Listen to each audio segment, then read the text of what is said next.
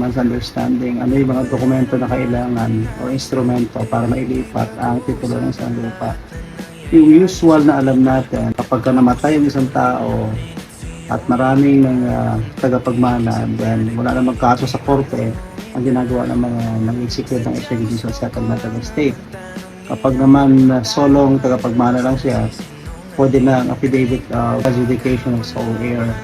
Kapag naman nagkabentahan, siyempre deed of absolute sale. Kapag ibinigay naman, yan isang deed of donation. So lahat ng mga yan ay pasok sa Article 712 ng ating Civil Code.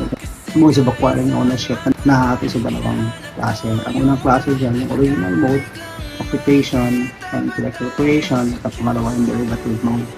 Ito yung succession mortis causa at saka yung tradition. Yung succession mortis causa na pinamana at ito naman tradition